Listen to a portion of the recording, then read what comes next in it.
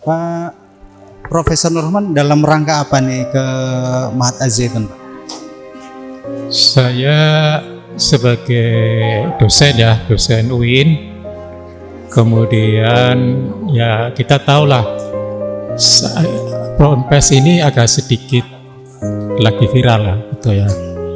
Sehingga saya ingin observasi seperti apa dan kondisinya, melihat secara langsung apa saja yang diajarkan, kurikulumnya, visi dan misinya, kemudian kegiatan-kegiatannya apa saja itu.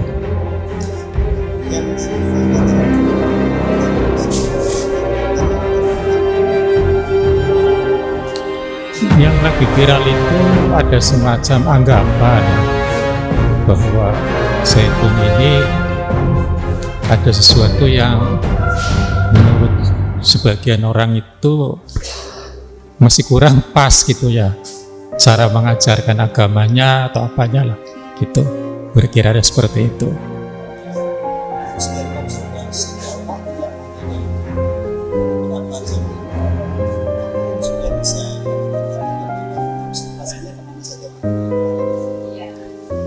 Saya belum masuk ke ranah itu, jadi saya itu hanya katakanlah data sekunder lah, apa yang bisa saya dapatkan, apa yang bisa saya dengar, termasuk dari salah seorang dosen yang juga sedang belajar di kampus kami di UIN Bandung, Pak Ali Aminullah. Jadi minimal kita mendapatkan informasi lah. Cuma karena sepertinya ya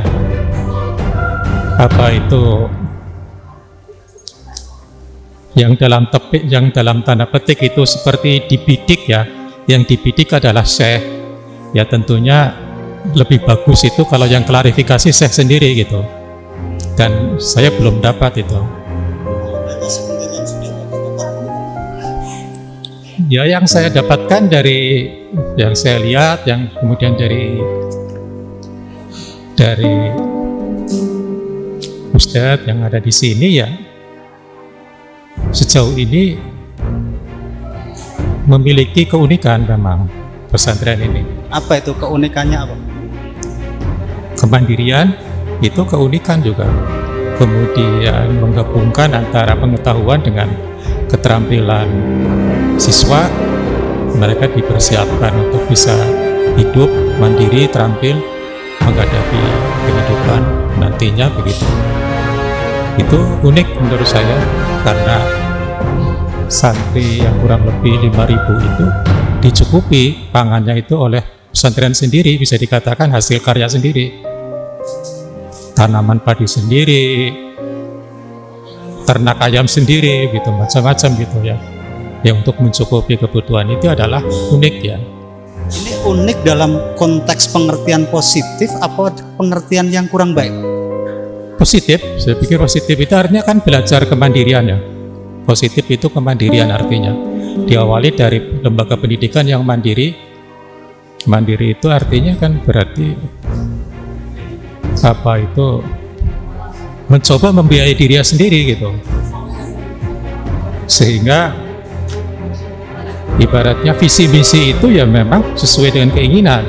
Sebab kalau memang orang tidak mandiri itu mudah diintervensi visinya atau apanya dari pihak luar. Tapi kalau orang itu memiliki sifat kemandirian, itu relatif memiliki visi dan misi itu ya mereka bisa menjalankan sendiri visinya, misinya sendiri karena secara ekonomi bisa dikatakan mandiri juga gitu.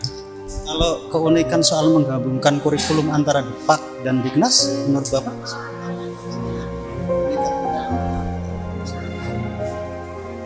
Ya ini kan secara kurikulum Kemenak ya. Tapi tadi saya lihat dari sisi keterampilan, dari sisi perkembangan sains dan teknologi, kemudian tambahan-tambahan semacam ekstrakurikuler itu amat berguna dan amat mensupport lah katakanlah siswa untuk bisa berkarir dan juga bisa mengembangkan diri dalam konteks yang lebih luas dan lebih beragam gitu. Tadi saya lihat Bapak dalam keliling juga diajak menemui anggota paguyuban petani penyangga ketahanan pangan Indonesia yang mereka juga mengelola tanah-tanah azaitun. Apa pentingnya Bapak dalam observasi sebuah lembaga pendidikan harus bertemu dengan mereka, Pak? Ya, itu sebenarnya juga ada hubungannya dengan berita yang beredar ya. Salah satu katakanlah komplain ya, salah satu komplain dari yang mengatasnamakan masyarakat ya terhadap pesantren ini kan komplainnya kemanfaatan kepada masyarakat lingkungan dan sebagainya ya, masyarakat Indramayu maupun lingkungan. Nah, sejauh yang tadi saya temui sepertinya itu nggak terbukti, artinya masyarakat yang terdekat lah ya, tentu memang baru sampel 1-2 orang ya, tapi mereka itu kan sepertinya juga mewakili teman-temannya yang lain juga. Artinya sejauh ini berarti justru mereka merasa terbantu dengan dalam pengertian mereka bisa membandingkan bagaimana sistem kerjasama antara sebagai petani ya dengan yayasan, dengan karena dulu juga petani itu pernah punya pengalaman kerjasama juga dengan orang lain lah katakanlah secara pribadi begitu ya. Menurut mereka atau menurut dia sendiri ya merasa lebih menguntungkan lewat yayasan itu. Jadi ini meskipun sampel tapi Bapak sudah bisa menarik satu kesimpulan bahwa apa yang diviralkan tentang tidak adanya manfaat zaitun itu tidak terbukti ya? Ya, kalau kesimpulan itu saya belum bisa menyimpulkan ya. Tetapi kalau mereka yang menganggap itu tidak bermanfaat kan ibarat yang menuduh itu yang membuktikan gitu ya, yang membuktikan ya. Kita ya dari sampel yang sedikit itu saya belum menemukan gitu ya, belum menemukan komplain atau belum menemukan dalam tanda petik apa yang digambarkan bahwa pesantren ini kurang atau tidak ada manfaatnya bagi masyarakat begitu. Jadi faktanya bermanfaat kepada masyarakat. Masyarakat merasakan manfaatnya. Ini balik ke observasi Pak. Ini observasi ini Bapak mengatasnamakan lembaga, mengatasnamakan UIN atau mengatasnamakan secara pribadi? Pribadi sebenarnya. Pribadi sebagai dosen ya. Dosen itu kan salah satu tugas dosen itu mengajar, meneliti, mengabdi begitu ya. Setelah ini bagian dari proses pengamatan yang juga nanti bisa dikatakan bagian dari proses penelitian juga. Hasil dari observasi ini akan Bapak kemana kan Bapak? Sampaikan ke UIN, sampaikan ke Pemda Jawa Barat atau kemana Pak? Saya bukan kapasitas untuk memberikan masukan ya. Tetapi minimal sebagai dosen itu bisa menjadi bahan kajian minimal ya sebagai dosen atas nama dosen. Kalau kebetulan bisa di-share dengan tukar pikiran dengan konteks yang lebih luas dan ya syukur kalau memang artinya kita orang akademis itu kan selalu melihat sesuatu bagaimana faktanya. Jadi kita tidak semata-mata mendengar kemudian apalagi menyerap begitu saja berita-berita yang terkadang itu sepotong ataupun judul dengan isi kadang-kadang nggak sama begitu ya. Jadi itu seperti itu. Tadi Bapak juga menyampaikan bahwa dalam tanda kutip ini sedang membidik syekh. Apa Pak kepentingannya sampai harus membidik syekh ini Pak menurut Bapak? Saya nggak tahu kalau kepentingan itu sih. Cuma kalau dari sisi akademik kita kan kami dari IN itu artinya Institut Agama Islam. saya ini dalam kapasitas dosen, mengajar juga agama Islam. Jadi kalau ada sesuatu hal yang berbeda, ya memang secara akademik kita terbiasa mencoba memahami, mengklarifikasi, memahami metodologinya. Mengapa bisa berbeda begitu?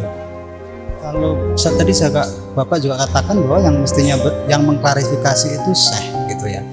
Apa yang harus diklarifikasi Pak kira-kira Pak dengan adanya berita-berita ini? Ambil contoh begini ya. Memang saya pernah mendengar syekh itu mengatakan bahwa salah satunya saja ya, qala Rasulullah fil Qur'anil Karim misalnya. Qala Rasulullah fil Qur'anil Karim itu memang tidak lazim. Tidak lazim dikatakan di masyarakat Indonesia. Sebab biasanya kalau Al-Qur'anul Karim itu kan qala Allahu fil Qur'anil Karim, bukan qala Rasulullah. Tetapi kalau kita lihat dari sisi akademik, ya memang Al-Quran itu mengandung dua dimensi sebenarnya, dimensi ketuhanan, dimensi kemanusiaan. Dimensi ketuhanan ya wahyu itu dari Tuhan, tapi dimensi kemanusiaan kan turun kepada manusia, yang mengucapkan juga manusia. Nabi itu kan manusia juga, bahasanya juga bahasa manusia. Jadi kalau memang dikatakan qala Rasulullah, itu tidak sepenuhnya salah juga gitu. Tapi kan itu yang menjawab mestinya syekh, itu bukan saya gitu. Pak, dari kunjungan sebentar ini, keliling, observasi, secara sederhana, bagaimana Bapak menggambarkan Az-Zaitun itu Pak? Ya, Az-Zaitun itu tidak mungkin lahir kalau tidak ada katakanlah semacam mimpi besar lah, katakanlah keinginan besar untuk membangun suatu peradaban yang besar, yang damai, yang seperti visinya lah begitu. Itu tidak mungkin ada kalau tidak diawali dengan katakanlah mimpi-mimpi atau cita-cita besar gitu. Di balik lembaga yang besar itu ya biasanya ada mimpi besar juga di situ. Apa yang bisa Bapak katakan kepada masyarakat yang hari ini juga banyak di media sosial berbicara tentang Az-Zaitun, Bapak dalam hal ini sebagai kapasitas seorang pendidik, seorang akademisi dan guru besar Pak? Saya pikir saya juga membaca ya respon dari Gubernur Jawa Barat ya. Kan salah satu, beliau juga katanya mau membentuk tim ya. Dan salah satu tugas tim yang saya dengar di media massa itu juga tabayun dalam bahasa dia, klarifikasi. Dan tabayun itu memang pekerjaan akademisi, jadi saya sebagai individu maupun akademisi merasa itu biasa pekerjaan kita juga begitu. Lebih-lebih kita punya hubungan dengan salah satu inilah kawan yang kebetulan juga jadi dosen di sini begitu. Isu-isu ini? Ya, sebagai masyarakat itu, karena Indonesia kan sudah masuk era demokrasi ya. Dalam era demokrasi itu sebenarnya memang pandangan-pandangan itu bisa muncul bermacam-macam, apa itu pandangan politik, ekonomi, agama begitu ya. Dan itu masyarakat itu mestinya diberi semacam persiapan mental bahwa kalaupun berbeda tidak selalu kita cepat-cepat mengatakan sesat sebagaimana. Jangan dulu lah, kita tabayun dulu, kita klarifikasi dulu begitu. Kemudian bagaimana, mengapa dia bisa berbicara seperti itu, apa metodologinya, begitu. Pak, terakhir Pak, 3 kata untuk Az-Zaitun apa Pak? Saya pikir ini merupakan mimpi besar.